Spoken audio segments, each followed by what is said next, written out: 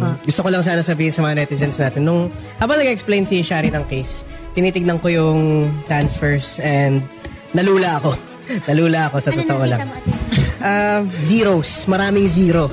Oo, so gusto kong marinig yung kwento behind this, ma'am. Ma'am, can you please tell us paano nyo nakilala si Gino Gomez, what happened to your relationship, and paano po umabot sa ganito? Actually, abroad ako. Umuwi ako ng Pilipinas kasi may business din ako dito. What country, ma'am, if you don't mind asking? Dubai po ako. Dubai. One of my friend invite me sa isang gay bar. Hindi ko kinakahiya yan. Okay. It's fine. You're right. Para daw mag-relax, mag-enjoy. Kasi nga alam niya na sobrang stress ako dahil nasa business ako.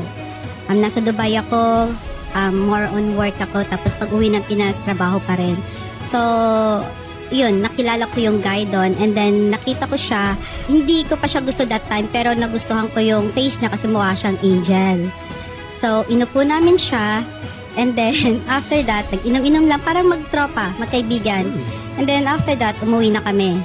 Tapos kinabukasan, pa-flight na ako going back to Dubai. And then yung friend ko nagtanong kung may nag-message daw sa akin. Sabi ko walang nag-message sa akin. Tapos sabi niya, yung pinili mo ba nag-message? Ay sabi ko, hindi pala. Sige, try ko nga i-message. So, minessage ko siya. And then after few minutes, nag-reply. And then doon na nag-start yung kwentuhan namin. Nagkaigihan kami. And then, nagkwento siya sa buhay niya. And then, naawa naman ako. Tinanong ko siya una kung may girlfriend siya. Sabi niya, wala daw siyang girlfriend. Sabi niya, may anak daw siya. So, ang dami naming kwento. As in, very, very long yung kwentuhan namin. Ilang oras kami lagi nagkikwentuhan. Hanggang sa nahulog ako sa kanya. I mean, nagustuhan ko siya. And then, nung naawa ako sa kanya, inoferan ko siya. Hindi ko kinakahiya to, ha? You would say, ma'am, you had a dating relationship with this man? Hindi kami nag-date, biglaan eh. Kasi by phone lang eh, through video call. Pero like, kayo? Kami, label? Yeah, kami, yes. And then, and then, inoferan ko siya. Sabi ko, kasi sawang-sawa na daw siya sa work niya, pagod na daw siya, ayaw niya na daw manloko ng tao kasi born again nga daw siya, which is pareho kami ng religious. Sabi ko, sige, go. Kasi meron naman akong konting pera or may negosyo naman ako na okay naman. Inoferan ko siya na why not bigyan kita ng 100,000 monthly para mag-stop. Kasi nga, na-in love. Hindi galing sa akin, ma'am. Yeah. I know that. I understand. Pero, is there a certain purpose for the transfer of funds? Allowance lang? Or allowance please niya. invest this in a business? No. Allowance, kasi nga, mag-i-stop na siya ng work. Siyempre, may anak siya, kailangan niya ng fund. So, sabi ko, while getting to know each other kami, okay kami, allowance. Bibigyan ko muna siya ng allowance hanggang sa magbi-business kami. Alright. And then ngayon, hanggang sa umuwi ako ng Pilipinas, nagsama kami sa hotel. Nagulat na lang ako, may nag-message sa akin. Yun pala, girlfriend niya na. Sabi ko, sino to nag-message sa akin? Bakit sabi mo wala kang girlfriend? Tapos ngayon may mag-message sa akin. Sabi niya, hindi, ayoko na dyan sa girl kasi sukang-suka na daw siya. Siya na daw laging gumagastos sa babae. Even buong pamilya ng babae, siya daw gumagastos. At the same time, pareho sila ng work. Nag-work din daw sa club yung babae. Okay. So ngayon, sabi ko, okay. Sabi ko, actually, tinatry ko pang maging okay sila kasi may anak sila eh. Sabi niya, ayaw niya na daw talaga sa girl. Tapos sabi niya, patutunayan ko sa'yo na gusto kita at mahal niya na daw ako. Pinakilala niya sa akin yung buong family niya. So naniwala naman ako kasi nakilala ko talaga buong family niya. And they are very good talaga. So you had a legitimate relationship yes. after? Okay, even pinakilala ko siya sa family ko, sa buong buhay ko, ang ex-husband ko lang, which is annulled na kami. And then, sa mga naging boyfriend ko, siya lang ang bukod tangi pinakilala ko sa buong family ko. Kaya akala ko, seryoso na kami, okay na kami. Tapos, nagulat na lang ako. Actually, pumunta pa kami buong family niya sa Thailand. Nag-business kami doon. Kasi nga, gusto ko makatulong sa family nila. Kasi talagang legit talaga yung pagtulong ko sa family nila eh. Kasi nga, gano'n naman ako kahit hindi and ngayon po, ma'am? Ngayon, nung pumunta kami ng Japan dahil sa business din, kasi live seller ako. Okay. Nagbenta kami ng diamonds and gold doon, nalugi. Okay po. Nalugi yun. Hindi naman, nalugi. Na-delay kasi naloko din ako ng mga suppliers. Okay po. And then, pumunta kami ng Dubai din. And then sa Dubai, okay naman lahat eh. Siyempre, normal lang pagtatalo ng magjowa. Kailan po yung start ng falling out, ma'am? Nung umuwi na siya ng Pilipinas. Nagulat na lang ako, na-depressed na daw siya. Which is, I really don't know bakit siya na-depressed. But did you later find out na yung girlfriend niya dati, he did not actually let go of that girl? No, wala na daw sila eh. Wala na talaga. Actually, yung girl is may boyfriend na. Nagpo-post na nga, nagma-my day eh. Wala na daw talaga sila. And ayaw niya na daw talaga dun sa So, ex ngayon ko. po, ma'am, what can we help you with? Actually, yung huli kong pinadala sa kanya para sana sa business. Actually, pumunta ako sa Ayan. Rafi Tulfo para sa awareness. Yes, ma'am. But, At saka ipaglaban yung pagkababae ko. Of course. I mean, niloko niya ako eh. Mhm. Alam mo yon, hindi naman about sa pera eh. Pero syempre, karapatan ko rin yon. Nung huli, nung una, mga bigay ko sa kanya, hindi ko kailangan yun kasi bigay ko nga sa kanya eh. Ito yung huli na for business. Ayun, ma'am. Actually, kaya ko po natanong kanina, was there any specific purpose for the transfers? Kasi if we have specific purpose for the transfer and he did not use it for that purpose, then we have grounds for estafa, Yeah. swindling, Yes. through misappropriation of Yes. funds. And nasabi nyo nga po that you gave him how much for a business? 1 million? Lahat para sa business siguro. Hindi ko na matotal sa dami. May cash, may fund, Kaya nga po eh. may transfer. Hindi ko na alam. But alin po dito yung for the purpose of starting a business? Actually, recently lang like 3 weeks ago, 2 weeks ago. So, every siguro about transfer- 1 million. Yan lang ang kailangan ko. For millions na nagastos ko. 1 million lang ang hiningi ko for the business na hindi naman natuloy. Okay. So, first of all, inaamin nyo naman po, ma'am, that yung transfers, yung allowances, yung ganyan. Yes, hindi ko Bigay nyo naman yan kasi ng- bigay ko naman yan. Kusa kong binigay yan. It's okay. Okay. So, your concern is more on the business transaction with him na I'm sending you this for the purpose of investment para mabawi. At saka yung alahas ng ex-husband ko. Binigay nyo sa kanya, ma'am? Oo, pinatago ko sa kanya. And then, He's still in possession of this... tapos ang pinalabas niya is nawala daw. Tapos I found out Sama. na hindi pala nawala. Buti na lang may nag-send sa akin ng picture na suot-suot niya. Okay. Okay. Grabe, Sige, sige. di ba? Full of lies. Grabe, full of lies tong lalaki na to. Okay. Sir Gino, magandang hapon po. Si Attorney Tungol po ito ng Wanted sa Radyo. Good afternoon po. Sir Gino, andito po sa aming tanggapan si Ma'am Esther Camacho. Kine-claim niya po na may mga pinadala daw po siya sa inyo mga pera para po sa certain business investment na hindi naman daw po napunta sa business investment na yun. Tama ba po? Yes po. Yes. Okay. At willing po kayo ibalik yung pera na yun kay Ma'am Esther Camacho? Actually po, attorney, sa akin po kasi pinaghinto po niya ako ng ng trabaho po. Ngayon po, trabaho po ako doon sa Japan. At pinangakuan niya po ako na ng kalahating million po na commission. Doon po sa naibenta po namin gold and diamond. Tapos po, nag-Thailand po kami. Talaga nagsumikap po ako doon at pinaghirapan po yung mga bagay-bagay na... So basically, kino-confirm niyo po yung mga- story ni Ma'am Esther Camacho na marami kayong businesses na sinubukan pong umpisahan. Nangako po siya na sasamahan niya po kayo sa mga businesses na yon, sir. Tama po? Yes po. Okay, sir. Andito po kasi siya ngayon dahil po yun nga, nagpadala daw po siya sa inyo ng pangpuhunan at hindi niyo daw siya pinuhunan sa isang business. At sabi niyo, yes, kanina, sir, di ba? Yes po. Nasaan na po yung pera na yon, sir? Nasa akin po. Nasa inyo pa rin. It's still in your full possession po, sir. 1 million Ako po, nagagastos po sa... Kasi po wala po akong work pinaghinto niya po ako Pero sinabi niyo nga po kanina na tinanggap niyo po yung amount na yon for the purpose of starting a business. Correct po? Yes po, dahil po sa depression ko po, kung ba binigay niya po yon na dahil po iniwan ko rin po kasi yung po At lalong ilog po yung mga business po niya na in-offer po sa akin. Okay. Pero sir, ano po ang justification niyo kung bakit yung 1 million po na yun ay hindi napunta sa purpose? Di po siya 1 million po, sir. Magkano po total, sir? 700,000 po. Okay. Yung 700,000 po na yan, sir, assuming arguendo that is 700,000 pesos yung total sum na pinadala sa inyo, ano po ang depensa ninyo, sir, kung bakit hindi siya napunta doon sa negosyong gustong ipatayo ni Ma'am Esther Camacho? Dahil po ito nga po, nagpapatulpo daw po siya. So hindi po natuloy po lahat po ng mga plano ko po. It's been how many weeks since you are in possession of that money, Sir Gino? For almost 1 month na po. 1 month. At sa 1 month po na yun, may amount ba po ng pera na yun na napunta sa pagpupuhunan ng negosyo? Actually, wala pa po ako na-start po. Wala pa. So, wala pong problema kung ibalik natin kay Ma'am Esther yung sinad niya po, pampuhunan sa inyo? Actually po, may sasabihin po ako. Okay. Meron po talaga akong pera bago pa po kami magkakilala. Opo. At meron po akong evidence po doon. Opo, And sir. then, Opo, sir. po yun, attorney. Wala po sa akin, sir. I respect the fact that you were employed, that may pera po kayo bago kayo nagkakilala. Ang concern ko po ngayon is that yung aming complainant, andito po sa studio, claiming for that exact sum of 700,000 pesos na pang negosyo po, na like you said, you admitted na hindi po siya na pang negosyo. Attorney, paano naman po yung ko po? Yung pinaghirapan ko po doon sa Japan, sa Thailand and Dubai. Paano naman po yun? Yung iniwan ko po, yung pinakripiso ko po yung trabaho ko po. Binigay ko po lahat sa kanya. Yes, I mean, yung oras ko, pagod, lahat po. No, you can go ahead. Actually, I'll give you priority. Yung Thailand namin, para yun sana sa amin at saka sa family niya. I spent 4 million of that. Yung Thailand namin. Kaya nga kasama ko lahat ng family niya sa Thailand. Kasi nga pang negosyo sana namin sa akin at saka sa family niya. Pero na-mismanage, nalugi. Dapat nga ako ma-depress eh. Kasi I spent 4 million pero na-failed. So anong karapatan niya para ma-depressed? I-live life to the fullest nga siya eh. I'm spending money, ayan, attorney, pera pa sa cash. In 2 months, almost 2 million. Pera pa sa cash niya na.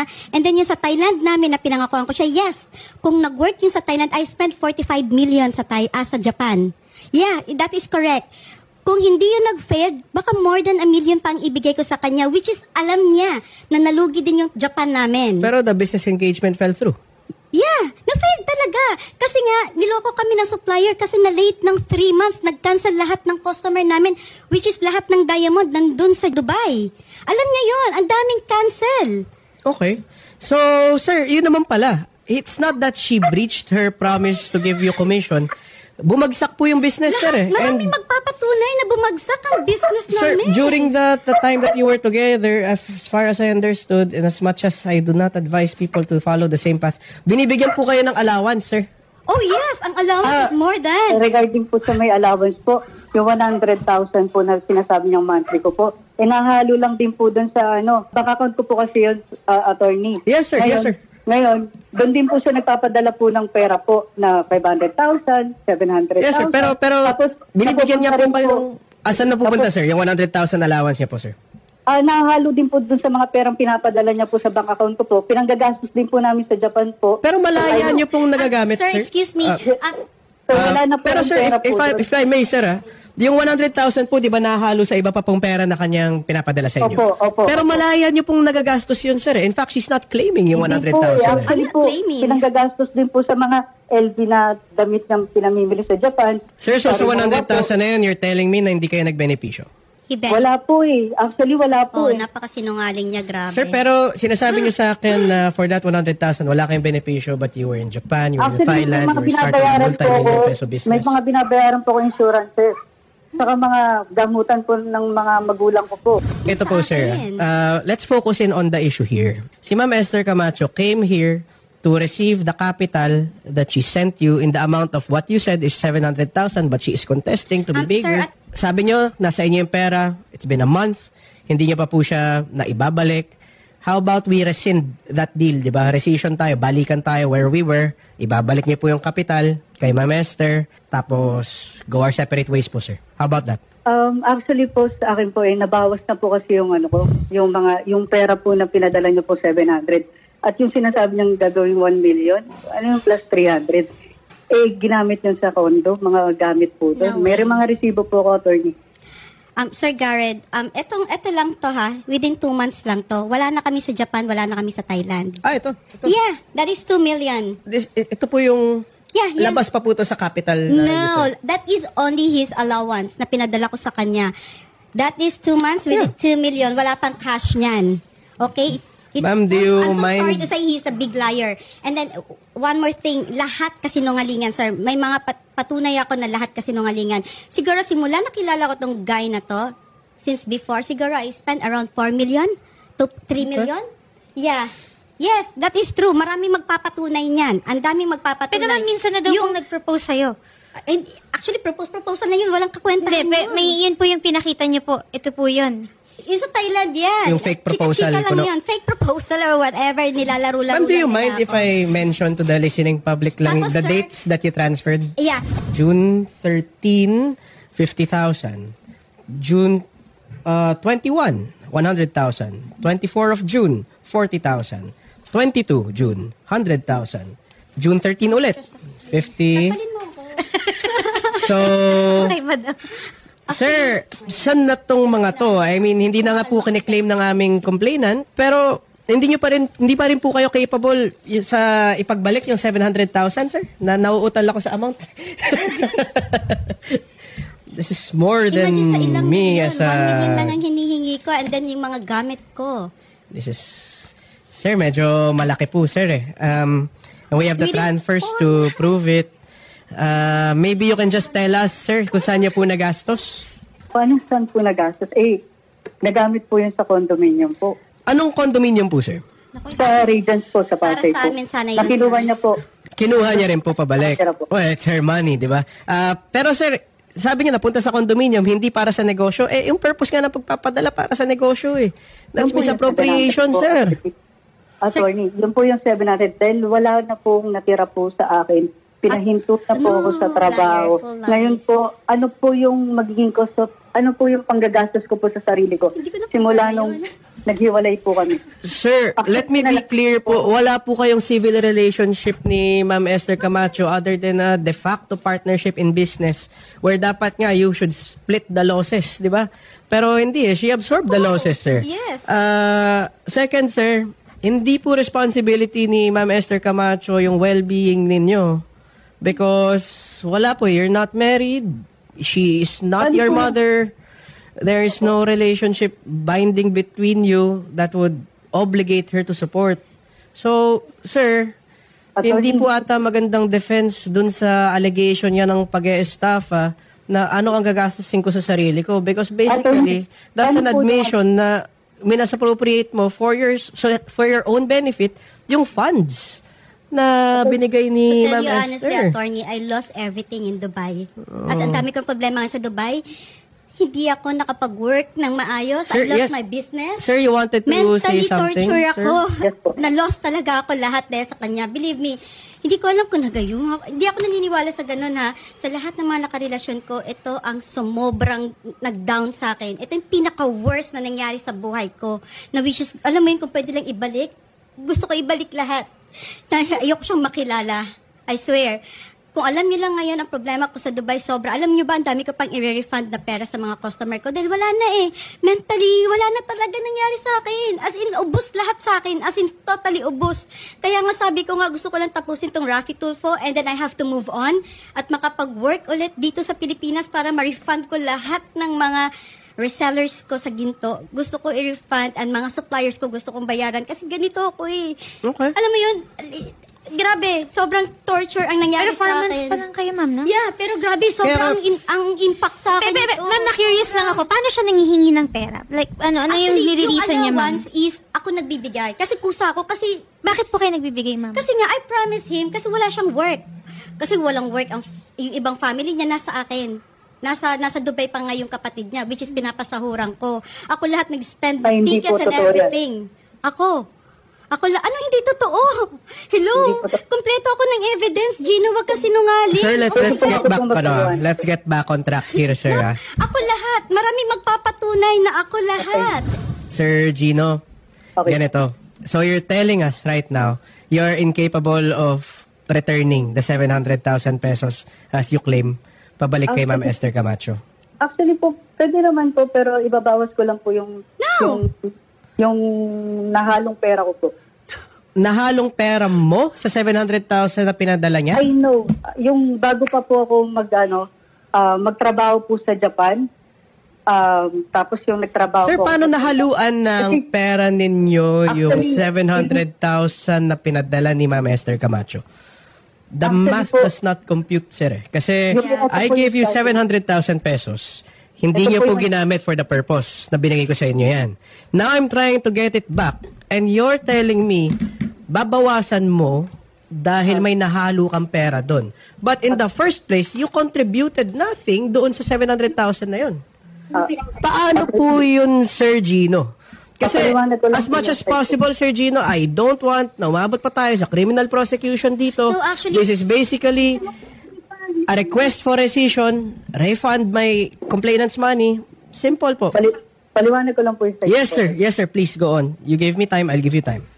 Alright po. Ganito po kasi yan. Nung nagpunta po kami sa Japan po, meron na po akong 300,000 plus po. Okay. Ngayon po, Good for you. Personal account ko po. Alam na po yan. Yung Yes, sir. personal Yes, sir. account ko po. Then, pinadala niya po ako muna po ng 50,000. Sabi niya po weekly. Pero hindi na po natupad po yun. 100,000 a month na lang daw po. Ngayon po, hindi ko na lang po pinansin po yun. Tapos ngayon po, nagtrabaho Sir, po kami sa... so you're telling me naliliitan kayo sa 100,000 per... Hindi naman po, attorney. Hindi po. Okay, sir. Yung po yung nagtrabaho po kami sa Japan at pinangakuha niya po, may commission daw po, 500,000. Nagtrabaho po Sir, ako doon, nag-job po ako, so wala po ako nakuha po doon. Sige, Then nag-Thailand po kami, nag-business din po doon, na dapat po mag-cross country lang po sa Thailand po. Kinuha niya po pa po yung mga kapatid ko po para po magtrabaho po doon. Then wala po kaming business permit or nag-business po kami doon sa Thailand. Ngayon, pinangakuha po yung mga kapatid Hindi ba dapat po yung thank you contract. ang sasabihin niyo, Exactly. sir, Dapat na nga thank you. binigyan niyo ng opportunity That's how- yung family. Pero, Oh my God. let me, ma'am, I might offend you sa mga susunod kong sasabihin, but ako, I'm a very honest stupid. person, ma'am. My commenter na perfectly said it a while ago, walang maloloko kung Yes, walang totoo yan. magpapaloko. Yeah, tanga talaga ako. Yeah, nagmahal eh. Looks like Sumobra ako nagmahal. Looks like I don't need to tell you anymore. Sinabi mo na yung mas magaspang na gusto ko iparating. Actually, hindi. Ito ang pinaka-worst na sobrang nawala sa akin lahat. Even this guy, hindi nga sila nagpapasalamat. I did all my best na tulungan yung buong family niya. Tapos kasalanan ko pa na dinala ko sila sa Thailand na nagnegosyo kami. Kasi pag nag-click sila din naman ang magbe-benefits. Hindi naman ako eh. Hindi yan po yung Kasi I problema have my po namin business. ngayon How about this, Sir Gino? Meron po kami problema po ngayon, attorney. Let me, Sir Gino, let me propose to you a midway ground solution muna, no? Before, sabi ko nga lagi, drastic action, kung pwede iwasan, wag natin gawin. So, ito offer ko sa'yo, sir. Schedule of payments. 1 million into, two receivable dates. Sir, almost 4 million. Pero sa cash and everything, sir, wala. Kompleto ako lahat yan, sir. Kompleto ako. Wala akong pakialam sa kanya. 1 million, tsaka yung mga alahas, tsaka yung laptop dapat na para sa business namin. Ay, isa pa yun, at tsaka sir. yung Rimowa. Rimowa na bag. Imagine ha, 2 bag na Kapit, trolley. Shari, kapit. Yung Rimowa pa talaga ang pinili niya. Kapit ka lang, Shari. Ganun Kasi talaga. kasi pinatapon ko daw yung Dumaan bag ka rin niyang dyan. Dumaan ka rin basura. dyan, Shari. Huwag Pwede kang niyo naman kunin yung isang bag ha. Kailangan yung Rimowa pa talaga. Maganda. Hello? Anyway, ma'am, Dahil yung binigay mo sa akin. Parehas tayo Rimowa, di ba? Pati, oh my God. Pinatapon mo yung luggage Kaya ko. nga, ay 2 ang kinuha mong maleta, yung Rimowa talaga. Kaya Ambisyoso sa may lalagay yung iba kong gamit. Sa may kung lalagay makapansin nga ng yung netizens, gamit. medyo speechless na Pinalayas kasi. mo ako sa kondo. Pinalayas kita sa condo because sabi mo, pagkatanggap mo ng pera sa akin, sabi mo, hindi ka na masaya. Ay, hindi yun. Matagal na tayong hindi okay. Hindi na daw siya masaya. Kinabukasan, hindi na siya masaya. Nagulat naman ako. Paano siya hindi naging masaya? I-live life to the fullest nga siya. No, hindi na ako masaya eh. Oh, Kasi alam mo, depressed ako, di ba? Bakit, sir, bigla na lang po kayo hindi masaya? Kasi nakuha niya na yung pera. Actually po, nagdadaan po ako sa depression. Sino nag-recruit sa kanila papuntang Dubai? Si Esther po. At during that time, business niyo yung dalawa ni Esther yon? Ay, hindi po. Business niya lang po yun. Business niya lang. Yes po. Paano ka nasama doon? Bakit yung mga kapatid mo yung pinasok doon, Gino? Actually po, pinaginto niya po ng trabaho po. Matagal na po yung kapatid ko po nagtatrabaho po sa law firm. And then, 5 years na po yun. Tapos, pinilit niya po Gino, mag-resign ganito. po. As much as, sige, fine, kung i-claim mong may illegal recruitment, that would also expose you to legal repercussions kasi nga at that time, kayong dalawa nagpapatakbo ng business na yon Yeah. and kapatid mo Hindi po, sila, hindi po. you would have told them to stop, Gino. Ito lang po yun. We po have ako- live selling with that. Meron akong No, live selling na business niya lang magkasama po yan. kami. Pumasok po ako. Yes. Nagkakilala po kami. Meron na po siyang ganyang business. No. Matagal na po. Gino. Kompleto Been kami 5 ng years? evidence. Let me, kasi medyo mahaba tayo eh. Let me abbreviate this You are not capable of returning yung pinundar niya sa inyo na 1 million pesos as she Ay, claims. wala po siyang pinundan na 1 million po. Oh, talaga? 700,000. Sir, may 700,000. Sige, Exactly. let's say 700,000. Sige, assuming, for argument's sake, 700,000. You are not willing to return that.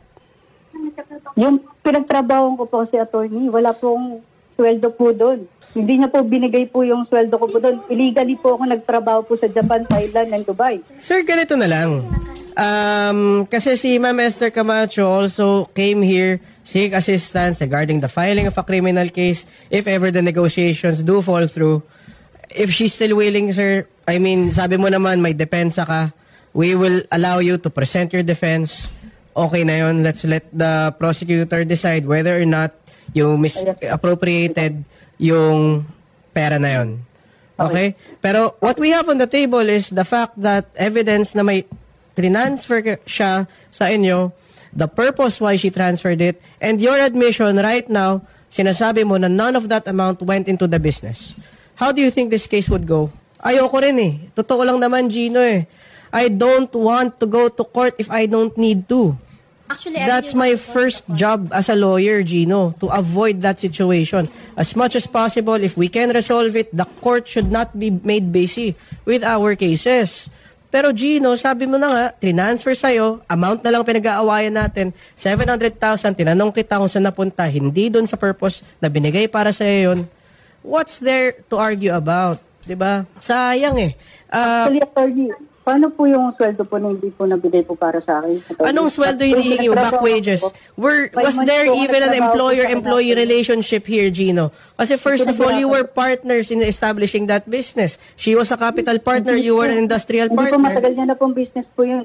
Dinawit niya lang po ako sa business niya, attorney. Matagal niya na pong business po yun. She allowed you into the partnership, Gino. But again, if we will argue against this, wala akong problema kasi I believe that everybody deserves due process, the right to be heard.